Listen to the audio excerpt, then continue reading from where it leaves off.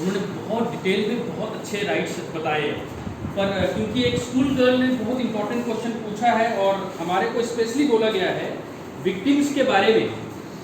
आप जितने भी हमारे हिमाचल के victim of crime compensation scheme है, रिहेबिलिटेशन, रिपार्टीशन, इसको सरल भाषा में एक आम इंसान को समझ आ सके, इस तरह ये हमारी ड्यूटी है बतौर chairman taluka legal service authority की, हम आपको समझाएं। इस गुड़िया के माध्यम से मैं हम के सारे स्टेक होल्डर्स को, सिटीजन्स को, लड़कियों को, बच्चों को ये बताना चाहता हूँ, एक लड़की के साथ सबसे पहले तो पहला अधिकार ये है कि पूरे भारत में उसको, चाहे वो करोड़पति हो, चाहे वो पॉलिटिशियन हो, चाहे वो किसी भी कास्ट से हो, लड़की के लिए फ्री लीगल एड है। अभी फ्री लीगल एड होता क्या है ये समझ नहीं आता लोगों को। इसका ये मतलब होता है कि कोई भी आपके साथ गलत हो रहा है तो आपके पास जुबान नहीं होती, लॉ की नॉलेज नहीं होती, मगर हमारे ये लॉयर्स होते हैं, ये हम अपने पैनल से आपको देंगे, आपको इनको एक पैसा नहीं देना है, आपका जो भी खर्चा आएगा किसी की सर्विस करवाने के लिए, चाहे 10 लाख रुपये लग जाए, ये सरकार देगी टैक्स पेयर्स के पैसे से। लीगल सर्विस का फंड आता है, उस फंड से आप लोगों के लिए, यानी सोनिया गांधी हो या आप, यानी कि कितना भी कोई अमीर हो या एक गरीब तबका, irrespective of any caste, creed, race, religion, sex, हम लड़कियों को ये पूरा बेनिफिट देते हैं। लड़कों के केस में ऐसा नहीं होता, लड़कों के केस में हम एनुअल सर्टिफिकेट देखते हैं, अगर वो SC, ST या फिर कोई विक्टिमाइज ना हो, बाढ़ आपदा या कि कोई इस तरह की। सेकंड बात जो हम आपको बताना चाहते हैं, right to love and right to reject, आपके हिमाचल से ये केस गया था honourable Supreme Court Pawan Kumar versus state of Himachal Pradesh, जिसमें ये कहा था कि कोई लड़का अगर आपको अनवारंटेड तंग कर रहा है, आपके पीछे पीछे जाता है, तो section 354A, B, C, D Indian penal code यानी भारतीय दंड शाखा में बदलाव तो आ ही गए कि आपने उसको मना किया, फिर भी वो कि मैं इंटरेस्टेड नहीं हूँ, पर वो आपका पीछा करता है, तो ये कोई सामाजिक प्रॉब्लम नहीं है, ये कानूनन प्रॉब्लम, और ये आप चाहकर भी माफ नहीं कर सकते, इसके लिए लड़के को जेल भेजा जाता है। तो आप बोलोगे सर आप लोग बेल आउट कर देते हो तो वो हमें धमकियां देते हैं, इसके लिए मैं लड़कियों को बताना चाहता हूँ 195A Indian penal code, bell होने के बावजूद अगर कोई आपको डराता है, धमकाता है, आपने कुछ नहीं करना, कोई वकील को पैसा देने की जरूरत नहीं, आप सीधे अदालत आ जाओ, हमारे TLDs बैठे होते हैं, फ्रंट ऑफिस होता है, आप पुलिस के पास जाओ, 195 CRPC, रेड विद 195 IPC में एक पर्चा दर्ज किया जाएगा, उसको फिर जेल अलग से मिलेगी। आपका यौन शोषण या आपके पीछे कोई स्टॉकिंग करने के लिए तो अलग अपराध है ही है, डराना धमकाना गवाह को अपने आप में दंडनीय अपराध है। तीसरा, ये बहुत इंपॉर्टेंट है, अगर आप लोग इसको अवेल नहीं करते तो ये करप्शन का जड़ बनता है। कैसे? टेकराम वर्सेस स्टेट के सुप्रीम कोर्ट ने ये कहा अगर आपका रेप होता है तो 5 लाख रुपए आपको मुआवजा मिलता है। इस बात को ध्यान से सुने, टेकराम वाली जजमेंट में सुप्रीम कोर्ट ने कहा रेप के केस में गोवा के चार्ट को फॉलो करो, अगर हिमाचल के चार्ट में रेप में कम है तो गोवा प्रिवेल करेगा। नॉर्मल केसेस में कोई आपका दांत तोड़ता है, हाथ तोड़ता है, तो मनोहर सिंह और सुरेश की जजमेंट जो सुप्रीम कोर्ट की, आदर्श गोयल जी की, तीरथ सिंह ठाकुर जी की, उसमें ऑनरेबल सुप्रीम कोर्ट ने कहा कि उसमें भी आपको 25,000 प्रीवियस एक्ट के लिए से लेकर 2 लाख रुपए तक का एंटरिंग। अब आप बोलोगे सर केस को 10 साल चलते हैं, मैं आपकी हर सवाल जो आपके दिमाग में आ रहा है उसका जवाब देता हूँ।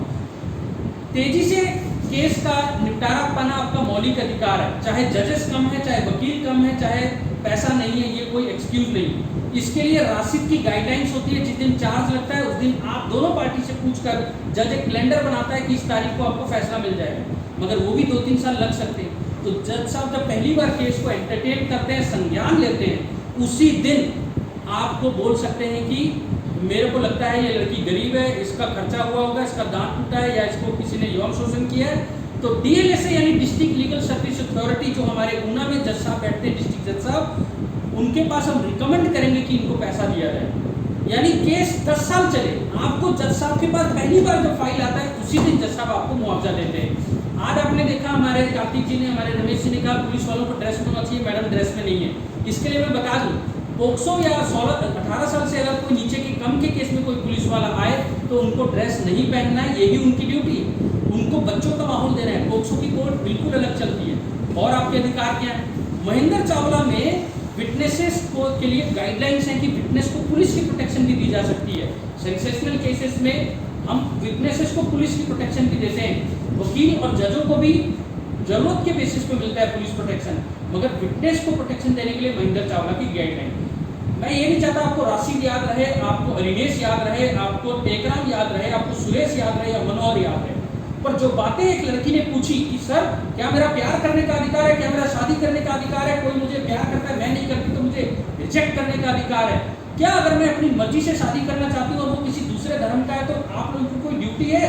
या फिर मैं भागती फिरूं मेरे माँ बाप से ही डर डर के। तो मैं माँ बाप भी बैठे हुए, मैं ये बताना चाहता हूँ लड़की 18 से ऊपर हो जाए तो आप लोगों का भी अधिकार नहीं है, अपनी सोच आप बच्चे पे थोप नहीं सकते। जज केवल ये देखेगा कि लड़की किसी के बहकावे में नहीं है, किसी के डर में नहीं है, और अगर माँ बाप से भी डर है तो जज के पास इतनी पावर होती है, वो आपको चाइल्ड वेलफेयर कमेटी के पास डिस्ट्रिक्ट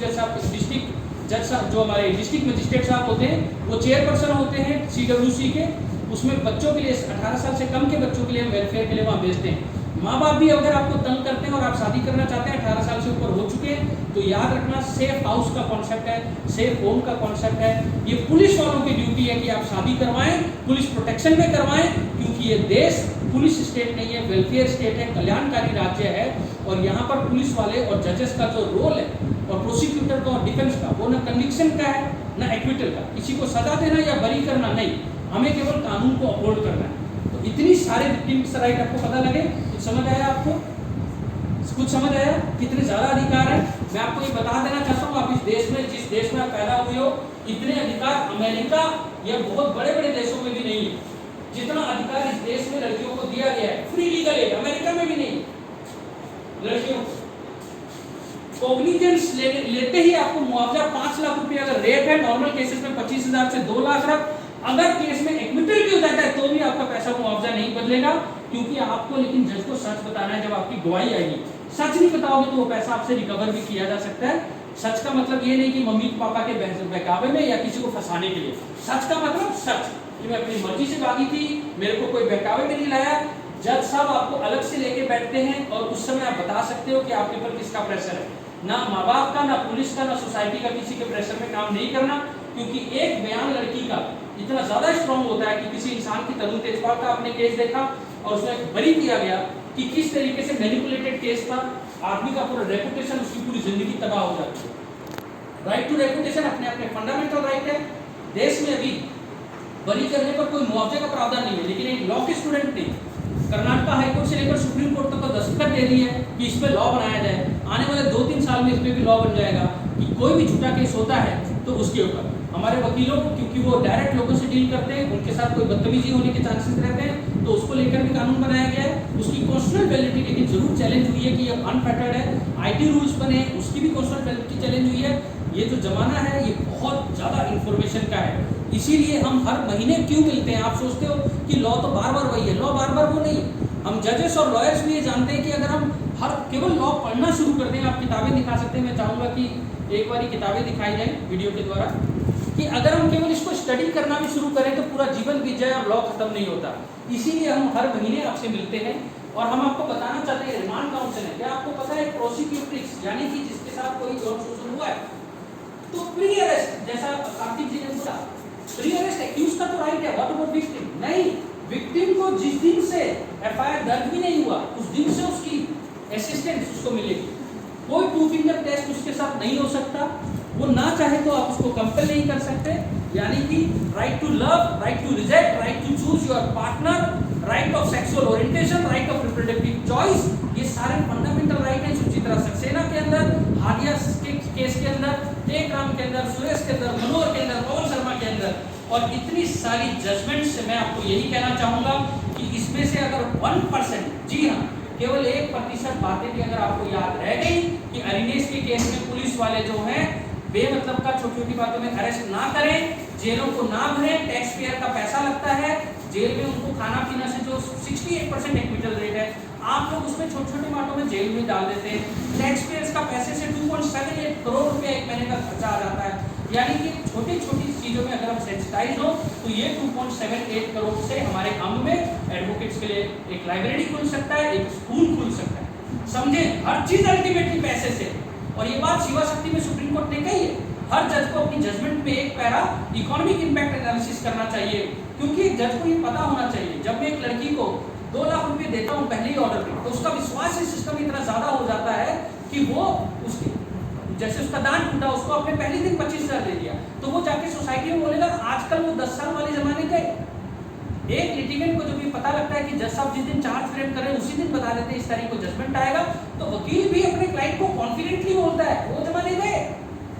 कि कंटेम्प्ट हो जाता है और कुछ नहीं होता, वो जमाने लग गए। इसीलिए सुप्रीम कोर्ट ने 2021 लगातार 3 जजमेंटें दी हैं, 6 महीने के अंदर ऑनरेबल हाई कोर्ट को डायरेक्शन दी है, ड्राफ्ट रूल बनने वाले सारा का सारा क्रिमिनल लॉ ऑलमोस्ट चेंज हो जाएगा। ऑलरेडी अश्वनी उपाध्याय ने सीआरपीसी आईपीसी जो 1860-62-73 के कानून है उनको बदलने के लिए दस्तखत दे दी। आने वाले टाइम में ये सारे लॉ चेंज हो जाएंगे और सुप्रीम कोर्ट की जितनी भी गाइडलाइंस आज हम डिस्कस कर रहे हैं ये सारे लॉ के पार्ट बन जाएंगे, चाहे वो महेंद्र चावला हो, चाहे वो टेकराम हो, चाहे सुरेश, चाहे मनोहर, चाहे राशिद, चाहे रामारामेश्वरी, ये सारे चेंजेस आएंगे। मीटर्स इंस्ट्रूमेंट को भी पार्टली ओवररूल करते हुए सुमो टू एनआई एक्ट में फिर एक्सटेंड सुप्रीम कोर्ट ने क्लैरिफाई किया कि 6 महीने में खत्म करो। एग्जीक्यूशन पिटीशन सुप्रीम कोर्ट ने कहा 6 महीने में खत्म करो राहुल और गांधी के केस में। तो ये लगातार एडवोकेट्स की बिना कॉपरेशन के, प्रोसिक्यूशन की बिना कॉपरेशन के, आईओ यानी पुलिस की बिना सेंसिटाइजेशन के और सिविक सोसाइटी की बिना अवेयरनेस के एक जज अकेला नहीं कर सकता। हम सब एक बड़े से टाइटैनिक के जहाज हैं, आप सब छोटे छोटे बोल्ट हैं, मैं भी उसका एक कैप्टन हूँ, लेकिन बिना एक भी मेरी रिपोर्ट मिली हुई तो मैं डूबा, आप भी डूबे। धन्यवाद।